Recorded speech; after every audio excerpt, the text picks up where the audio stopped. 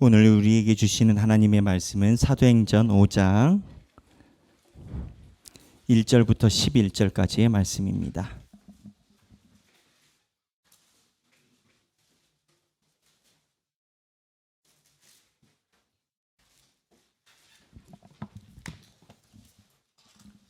사도행전 5장 1절부터 11절 말씀입니다. 다 함께 봉독하시겠습니다. 아나니아라 하는 사람이 그의 아내 삽비라와 더불어 소유를 팔아 그 값에서 얼마를 감춤해 그 아내도 알더라. 얼마만 가져다가 사도들의 발 앞에 두니 베드로가 이르되 아나니아야 어찌하여 사탄이 내 마음에 가득하여 내가 성령을 속이고 땅값 얼마를 감추었느냐. 땅이 그대로 있을 때에는 내 땅이 아니며 판 후에도 내 마음대로 할 수가 없더냐. 어찌하여 이 일을 내 마음에 두었느냐. 사람에게 거짓말한 것이 아니요 하나님께로다. 아나니아가 이 말을 듣고 엎드러져 혼이 떠나니 이 일을 듣는 사람이 다 크게 두려워하더라. 젊은 사람들이 일어나 시신을 싸서 메고 나가 장사하니라. 3시간쯤 지나 그의 아내가 그 일어난 일을 알지 못하고 들어오니 베드로가 이르되 그 땅 판값이 이것뿐이냐 내게 말하라 하니 이르되 예 이것뿐이라 하더라. 베드로가 이르되 너희가 어찌 함께 꾀하여 주의 영을 시험하려 하느냐. 보라 내 남편을 장사하고 오는 사람들의 발이 문 앞에 이르렀으니 또 너를 메어 내려가리라 하니 곧 그가 베드로의 발 앞에 엎드려져 혼이 떠나는지라. 젊은 사람들이 들어와 죽은 것을 보고 메어다가 그의 남편 곁에 장사하니 온 교회와 이 일을 듣는 사람들이 다 크게 두려워하니라. 아멘. 이 말씀은 살아계신 하나님의 말씀입니다. 오늘 본문은 굉장히 어려운 본문입니다. 왜 어려운 본문이냐? 초대교회에서 부흥을 막 하다가 사람이 2명이 죽어서 나갔습니다. 그것도 성전에서. 한번 상상해 보십시오. 하길교에서 우리가 예배를 드리고 있는데 여기서 벼랑간 2명이 갑자기 시신으로 실려 나간다 생각해 보십시오. 충격이 얼마나 크겠습니까? 그리고 그 동네에서 그러한 교회가 어떠한 인식을 받을까요? 물론 우리는 성경을 보기 때문에 하나님께서 하신 일이다라고 알고 있지만 소문이라는 것이 그 주변에 이르는 소문이 꼭 그렇게 퍼질 리도 없고 이러나 저러나 사람이 죽어서 나갔다라는 것은 굉장히 좀 두렵고 힘든 일 중에 하나인 겁니다. 그런데 이 일이 초대교회에서 사도행전에 있는 사도행전 교회에서 5장에 일어났습니다. 이 일이 왜 일어났을까요? 우리가 본 본문에 의하면 그렇습니다. 2 부부가 있어요. 아나니아가 있고 삽비라가 있었습니다. 이제 아나니아가 남편인 것 같고 삽비라가 아내예요. 근데 이 아나니아가 삽비라랑 함께 자기 부동산 하나를 처분을 합니다. 그리고 이 부동산을 하나님께 바친다라고 이야기를 한 것 같아요. 정황으로 볼 때. 그런데 이 부동산을 예를 들어서 땅을 팍 팔아가지고 땅값이 10만 원이 나왔는데 10만 원을 하나님께 다 헌금하겠다고 얘기를 하고 한 게 아니라 한 5만 원 정도 이렇게 숨겨놓고 5만 원으로 헌금을 이렇게 드린 겁니다. 그랬더니 목사님인 베드로가 이거 가지고 온 것을 네가 왜 얼마를 감췄냐 라고 얘기를 하고 그 얘기를 듣고 아나니아가 그 자리에서 혼절해서 세상을 떠납니다. 그리고 이 시신을 들고 나가면서 아내 삽비라는 그 내용을 모르고요. 한 3시간 정도 타임이 갭이 있었는데 3시간 후에 아내에게 만나서 네가 땅을 판 것이 이것뿐이냐 라고 물어보니까 아내가 그렇다라고 하니까 주의 영을 시험하느냐 이 얘기를 했더니 그 아내도 그 자리에서 별세를 해버립니다. 충격적인 이야기인 거예요. 베드로가 물어봤지만 실제적으로는 하나님이 치신 겁니다. 하나님이 사람을 치신 거예요. 이 본문을 왜 우리에게 사도행전 5장에서 이야기를 할까요? 사람들이 이 본문을 보면서 1차적으로 접하는 그 내용은 하나님이 헌금 가지고 화를 내시는구나 이 생각을 갖습니다. 틀린 내용은 아니에요. 하나님이 헌금 가지고 이야기하시는 건 맞아요. 근데 더 중요한 핵심은 헌금이 아니에요. 초대교회에서 이 일이 일어난 것을 기록한 이유도, 그리고 하나님이 초대교회에서 이 일을 일으키신 이유도 분명한 목적이 있습니다. 그 목적은 뭐냐? 교회가 성장할 때 마귀가 처음으로 틈타는 경로를 보여주신 겁니다. 마귀가 신앙생활을 할 때 처음으로 마귀가 틈타는 경로를 이 사도행전 5장에서 보여주신 겁니다. 그게 무슨 경로냐? 위선입니다. 목사님, 갑자기 아나니와 삽비라가 헌금을 했는데 왜 위선 얘기가 나옵니까? 우리는 생각할 때 그냥 하나님에게 헌금을 드렸다 이 정도로 이해를 하지만, 지금 이 본문에서 얘기하라는 게 위선인 이유가 있습니다. 그 위선의 근거가 어디에 있느냐? 사도행전 4장입니다. 자, 사도행전 4장 32절부터인데, 일단 사도행전 32절을 읽기 전에 이 본문의 상황이 그래요. 초대교회가 딱 형성이 됐어요. 베드로 설교를 듣고 사람들이 구름대같이 왔어요. 그랬더니 초대교회 교인들이 나타나는 증상이 뭐냐? 현상이 자기의 것을 막 나눠줘요.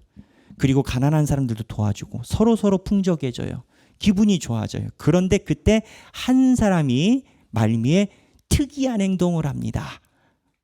그 사람이 특이한 행동을 한 것이 아나니아와 삽비라 사건에 연결이 됩니다. 한번 읽어볼까요? 32절 읽겠습니다. 믿는 무리가 한 마음과 한 뜻이 되어 모든 물건을 서로 통용하고 자기 재물을 조금이라도 자기 것이라 하는 이가 하나도 없더라. 사도들이 큰 권능으로 주 예수의 부활을 증언하니 무리가 큰 은혜를 받아 그 중에 가난한 사람이 없으니 이는 밭과 집 있는 자는 팔아 그 판 것의 값을 가져다가 사도들의 발 앞에 두매 그들이 각 사람의 필요를 따라 나누어 줍니다. 구브로에서 난 레위족 사람이 있으니 이름은 요셉이라. 사도들이 일컬어 바나바라, 번역하면 위로의 아들이라 하니 그가 밭이 있음에 팔아 그 값을 가지고 사도들의 발 앞에 두니라. 자, 여기 누가 나옵니까? 바나바가 나옵니다. 바나바가 나옵니다. 근데 여기에 나오는 바나바는 누군지 아십니까, 여러분? 바나바 익숙하죠? 이 바나바는 바울의 선교여행, 1차 선교여행 같이 가신 분입니다. 그리고 조금 더 얘기를 하면 사울일 때, 사울이 스데반 집사님 죽일 때 그 앞에 발 앞에 있었잖아요. 예수 믿는 사람들 다 죽이러 다닐 때, 그때 초대교회 교인들은 사울이 사람들을 죽이고 다니는 자리에 함께하는 걸 알고 있었어요. 근데 이분이 이제 성경이 쭉 빛이 나가보면 환상 중에 예수님을 만나고 급격하게 바울이 됩니다. 바울이 되는데 그 바울이 된 사람을 어떻게 믿어요? 초대교회 교인들이. 그때만 해도 모든 경로나 이런 것들이 숨어서 지냈는데, 그때 바울을 초대교회에 인도한 사람이 누구냐? 바나바입니다. 그 바나바가 처음 등장하는 본문이 오늘 사도행전 4장입니다. 근데 이 바나바의 등장이 특이한 게 있어요. 첫 번째, 구브로 섬의 사람이다. 그러니까 외국 동포예요. 구브로 섬은 바울이 나중에 살라미에서 뱀에 물려가지고 치료하는 그 섬이에요. 그러니까는 이스라엘 백성 땅이 아니에요. 해외예요. 거기에 있는 동포인데 레위 사람이에요. 구브로에서 난 레위 족속. 근데 특이한 게 뭐냐? 부동산이 있어요. 레위 족속은 율법에 의하면 땅을 갖게 돼 있다, 갖게 되어 있지 않다? 갖게 되어 있지 않다. 하나님이 12지파를 땅을 다 주실 때 레위 족속은 땅을 안 주셨어요. 그 이유가 레위 족속의 기업은 나다. 레위 족속은 나를 봉양하고 나를 섬기고 성전의 일을 관장하는 것에서 삶을 살아간다. 이 레위의 근원을 보면 레위가 그런 이유가 있습니다. 레위가 초대부터 금송아지 사건 때, 모세의 금송아지 사건이 일어났을 때 유일하게 모세 편에 서서 칼을 뽑았던 족속이 레위 족속입니다. 이 레위 족속은 금송아지 사건 때 자기 동족을 참수시키는 그 반열에 올라갈 만큼 자기의 혈연지연 관계보다 하나님과의 관계를 우선순위 삼는 족속이 레위 족속입니다. 근데 이러한 레위 족속에게 하나님이 모세오경에 뭐라고 얘기를 했냐면 부동산 갖지 마라 했단 말이에요. 근데 지금 바나바가 부동산이 있어요. 레위 족속인데. 그런데 또 특이한 건 밭을 팔았어요. 왜 팔았을까요? 대부분의 주석한 성경학자들은 이렇게 봅니다. 사도행전에서 보면 3장에 베드로가 설교를 합니다. 우리가 BT에서 봤지만 베드로가 하나님 앞에 크게 공회 앞에 서서 예수 그리스도의 이름을 크게 외치고 길거리 가는 데마다 베드로가 설교를 합니다. 그 설교를 듣고 바나바가 우리 표현으로 회심한 겁니다. 이제 정신 차린 거예요. 성령 받은 거예요. 그래서 이 바나바의 사건이 특이한데 지금 이 바나바가 순서가 그렇습니다.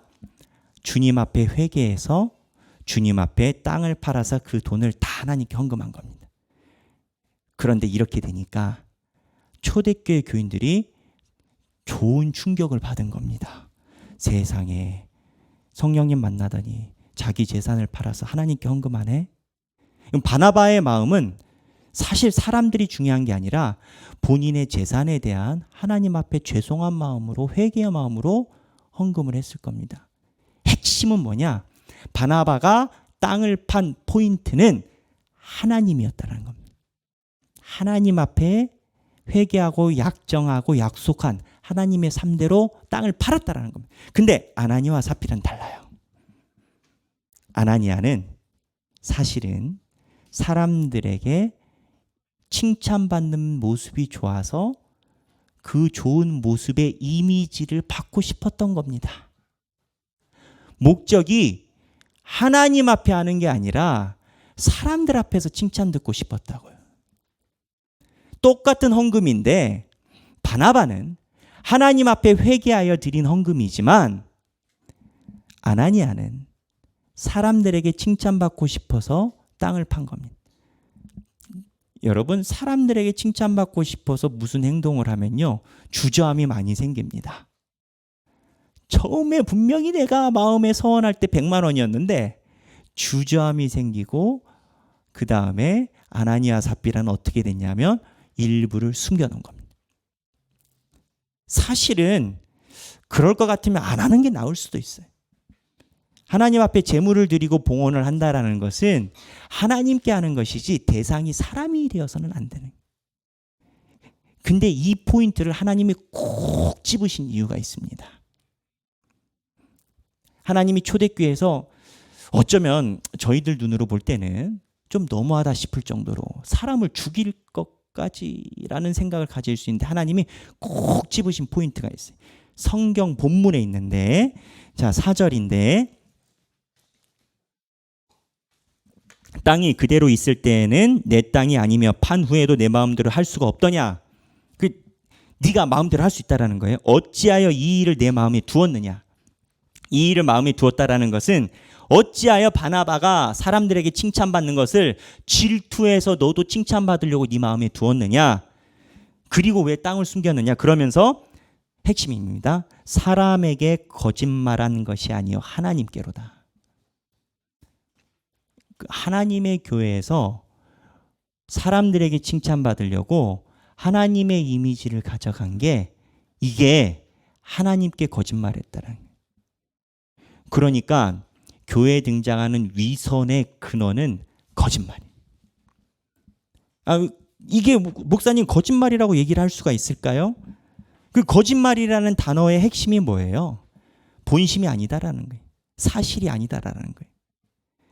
하나님께 다 드린 것처럼 바나바와 똑같은 이미지를 가져가면서 바나바와 똑같이 칭찬은 받으려고 하면서 그리고 일부는 숨겨놓고 근데 칭찬은 다 받는 거. 이거를 아나니아와 삽비라 사건에서 사도들이 콕 집은 거예요. 위선이란 거짓말이란. 근데 이 거짓말이 집중하는 이유가 있습니다, 여러분. 이 거짓말은요, 마귀의 원초적인 이름입니다. 귀신도 있고 사탄도 있고 마귀 있잖아요. 지난번에 오셨던 박효진 장로님이 통째적으로 얘기를 하셨잖아요. 그냥 우리 이렇게 해서 마귀가 대빵, 그 밑에서 뭐 사단, 그 밑에 이제 잡귀신들, 잡것들 뭐 이렇게 얘기하셨잖아요. 마귀도 영적인 세계가 있어요. 여러분, 예수 그리스도가 영이신 걸 믿고 천사가 있는 걸 믿으면 당연히 마귀와 귀신도 있지 않겠어요? 근데 이 예수님과 하나님은 사랑이시다, 예수님은 우리의 구주시다라는 핵심 키워드가 있잖아요, 단어가. 근데 마귀도 핵심 키워드가 있어요. 태초부터 마귀는 이 짓을 했는데 아담과 하와로 하여금 하나님께 거짓말을, 선악과를 먹고 거짓말을 하게 했다라는 거예요. 그래서 저도 모든 교회에서 사안을 볼 때 거짓말이 어디까지 있느냐 없느냐 이걸 저는 제일 먼저 봅니다. 이게 교회에서 시작이에요.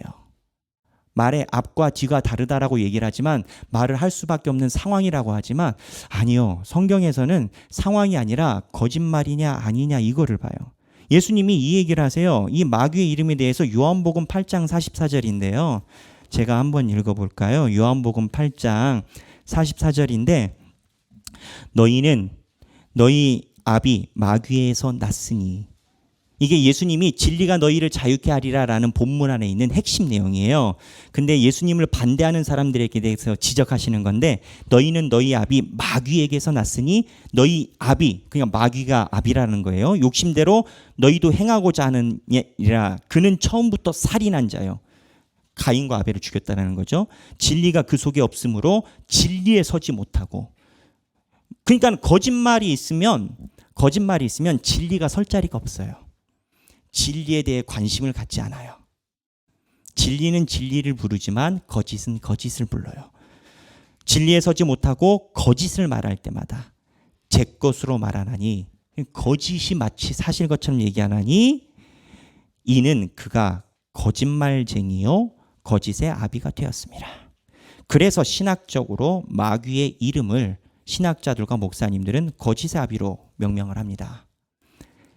근데 지금 이 거짓의 아비라는 마귀의 이름을 우리가 집중적으로 본 이유가 있어요. 초대교회가 얼마나 성령의 힘으로 부흥을 했습니까? 베드로가 나가서 그림자라도 덮이면 사람들이 나을까 할 정도로 한 번에 3,000명이 모이고요. 한 번에 3,000명이니까 그 다음날 또 모였을까요? 안 모였을까요? 모였을 겁니다. 제가 추정하는 초대교회는 메가처치입니다, 요즘 말로. 길거리 나가서 베드로가 한 번 설교할 때 3,000명이 오면 그 다음날 설교 안 했겠어요? 베드로 사도가 또 설교했겠죠. 굉장한 부흥과 성령의 역사를 경험하고 사람들이 너무 행복해서 교회가 성장하니까 서로 먹을 걸 나눠주고, 그러다가 바나바가 내가 회개합니다 하고 땅을 팔아가지고 땅값 전부를 내놔버리고, 사람들이 와 성령의 역사하신다 하는데 그거 보고 나도 저러고 싶어. 회개가 목적이 아니라 사람들 칭찬받는 게 돼서 시기와 질투가 일어나서 위선을 아나니와 삽비라가 한 거예요. 근데 핵심 키워드가 위선임, 거짓과 위선임. 그러면 돈의 문제가 아니에요. 돈의 문제가 아니에요. 물론 우리가 이 아나니와 삽비라보다 기준에 미치지 못합니다. 아나니와 삽비라는 그래도 자기 땅을 팔아서 절반이라도, 하지만 우리는 그러지는 못해요. 그런데 여기서 하나님이 얘기하시는 것은 사실 땅 문제가 아니에요.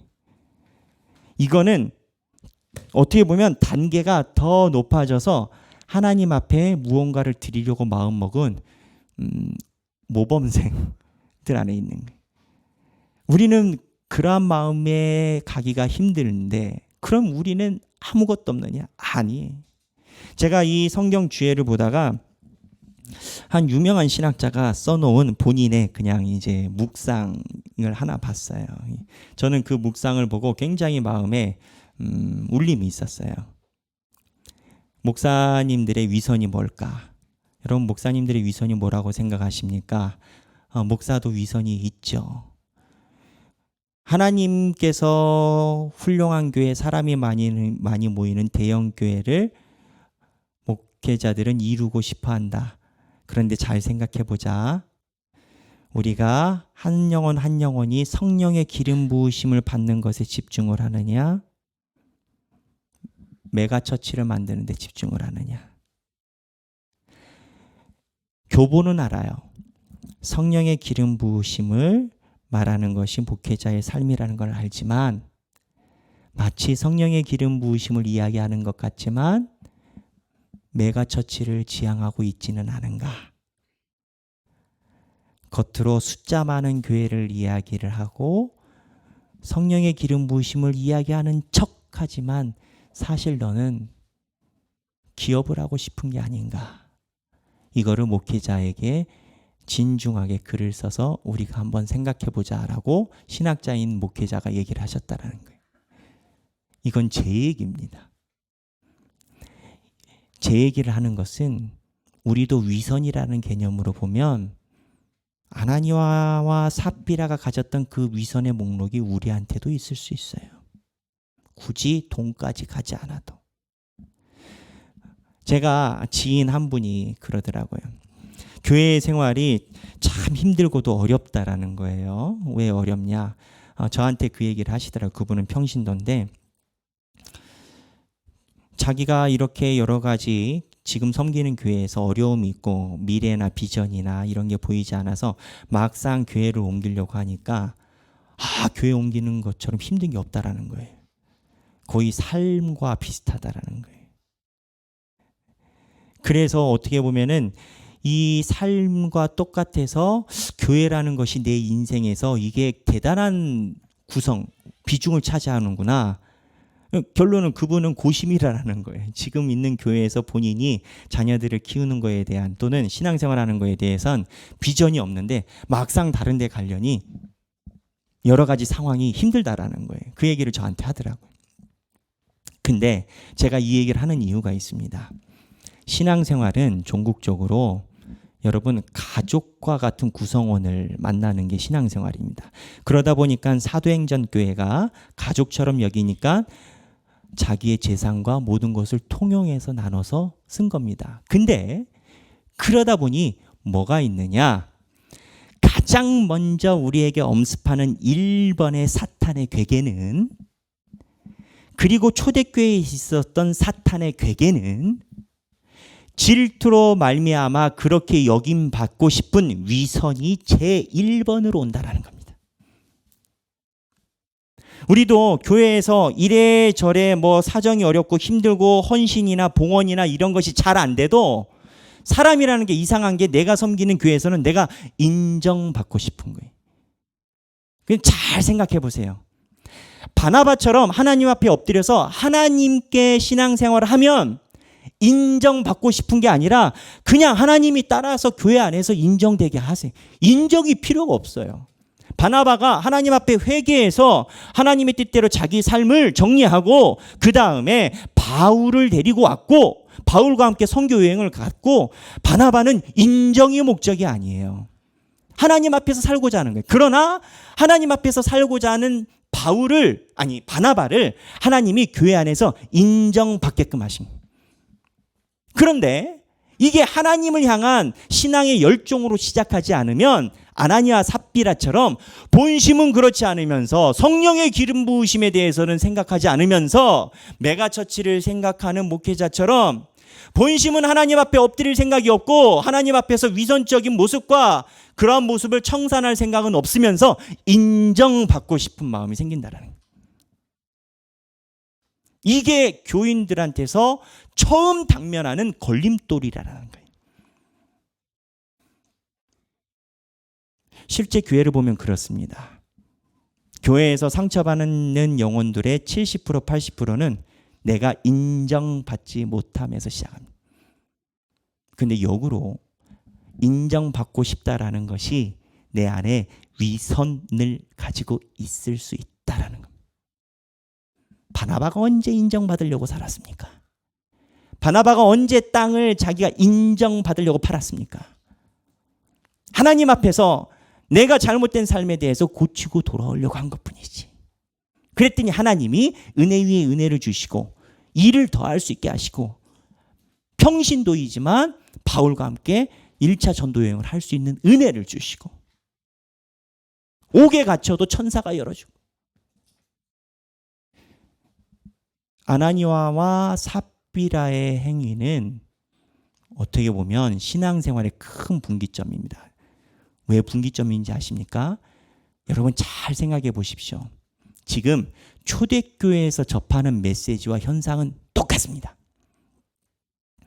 근데 똑같은 초대교회를 보고 똑같은 거를 보고 바나바는 바나바가 됐고 아나니아는 아나니아가 됐습니다. 사도행전에 특이하고 재밌는 게요. 베드로가 똑같은 설교를 합니다. 다른 설교를 하지도 않았어요. 같은 설교를 합니다. 그런데 베드로의 설교를 듣고 회개한 초대교회 교인이 있는가 하면 베드로와 스데반의 설교를 듣고 옥에다 가두고 돌로 쳐 죽인 사람들이 있습니다. 묘한 게 다른 관점에서 보면 말이 다른 게 아니에요. 같은 말이에요. 본문도 같아요. 근데 그 똑같은 본문에 대한 반응이 두 개로 나눠집니다. 사실 이러한 묘한 원리가 여기에만 있는 게 아니라 예수 그리스도도 마찬가지. 예수님이 진리를 이야기를 할 때 사람들이 각자 다른 이야기를 들은 게 아니에요. 예수님의 똑같은 이야기를 들어도 예수님의 제자가 되고 예수님 앞에 자복하고 죄인이라고 한 사람이 있는가 하면 대제사장, 서기관, 바리새인들은 끝까지 하여튼 그것도 대단한 거예요. 그것도 그 고집도 대단한 거예요. 근데 초대교회에서 이 틈새를 타고 나가는 1번 키워드가 위선. 위선은 왜 생기냐? 인정받고 싶어서. 인정받고 싶은 마음의 부차적인 자원이 뭐냐? 이중 플레이. 이중 플레이는 뭐냐? 거짓의 합의. 하나님이 이 얘기를 아나니아 삽비라를 이야기하신 이유가 저는 있다라고 생각합니다.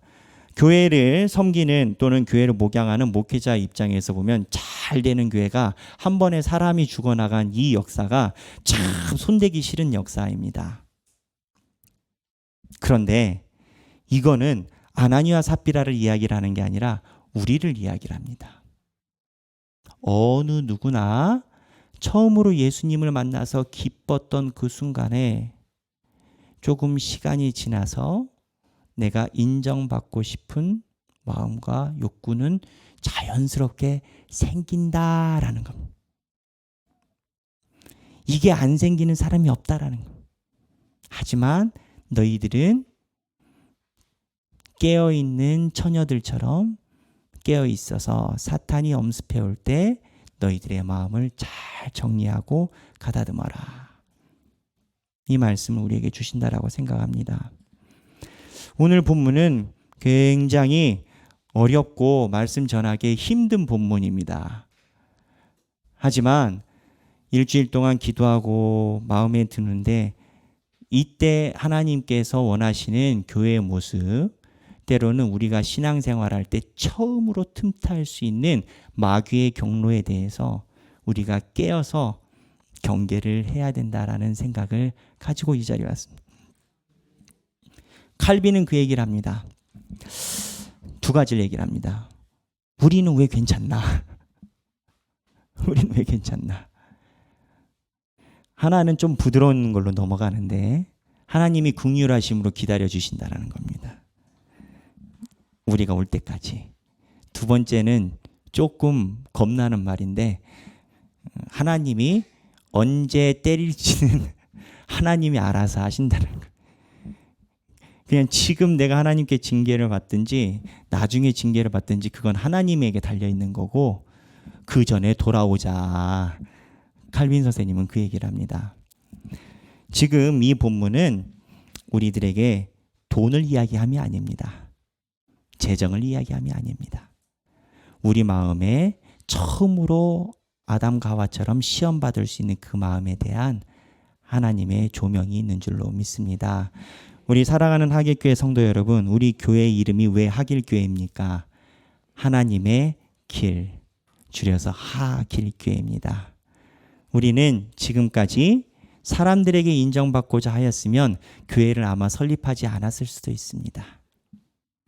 사람이 아니라 하나님께 인정받고자 온 우리 모든 성도분들입니다. 최근에 우리 하길교회를 방문하신 분들도 사실은 주변에 얼마나 좋은 교회가 많습니까?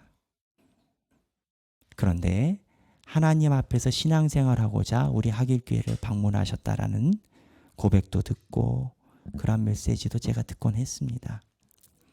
우리가 하나님 앞에서 올바로 서려고 신앙생활을 할 때 처음으로 틈탈 수 있는 게 인정에 대한 욕구다. 위선이다. 이거를 깨닫고 지금 이 모습 변치 않고 하나님께 칭찬받아서 초대교회 교인으로 하나님께 큰 상급 받는 저와 여러분들이 되시길 주님의 이름으로 축원합니다. 우리 찬양 하나 같이 하기를 원합니다. 신실하게 진실하게라는 찬양입니다.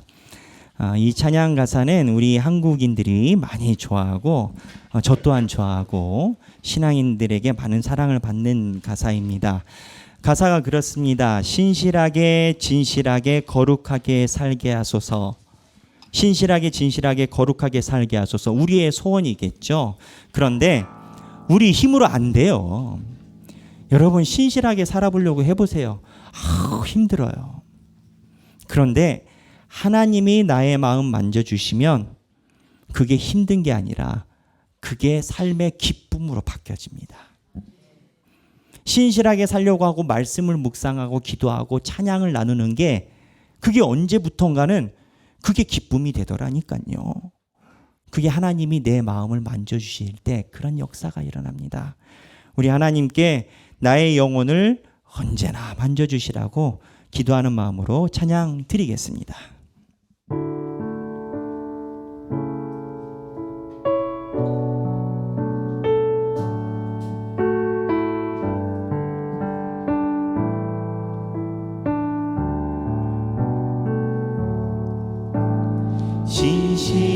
진실하게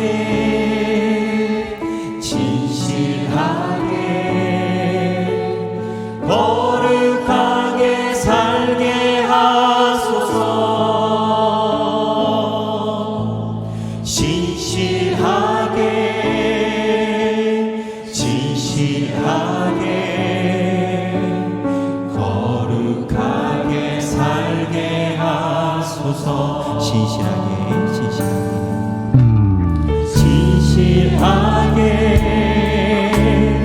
진실하게 거룩하게 살게 하소서. 진실하게 진실하게 거룩하게 살게 하소서. 하나님 하나님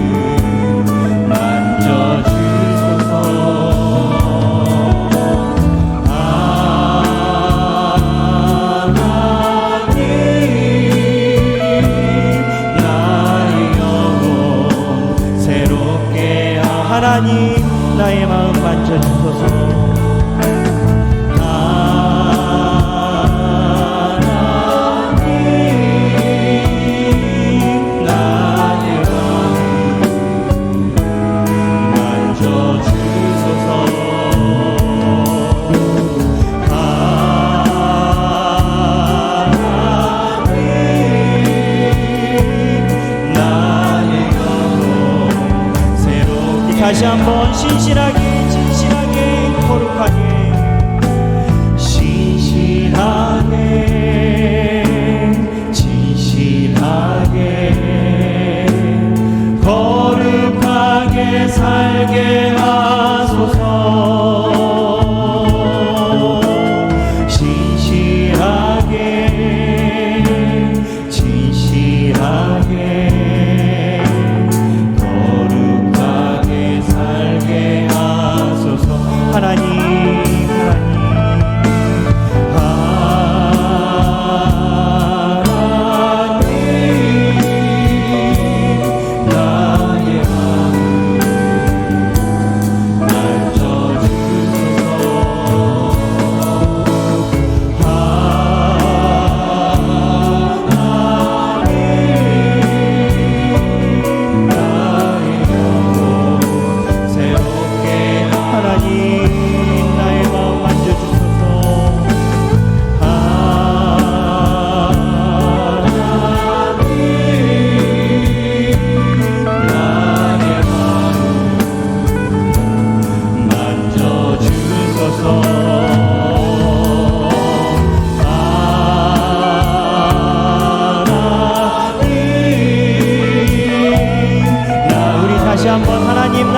만져주소서. 눈을 감고 찬양하겠습니다. 하나님 나의 마음 만져주소서. 하나님 나의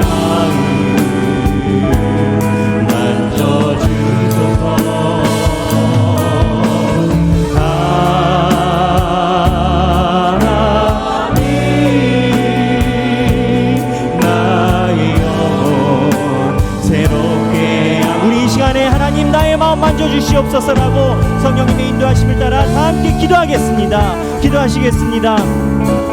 하나님 아버지, 하나님의 우리의 삶이 주님 앞에 회개합니다.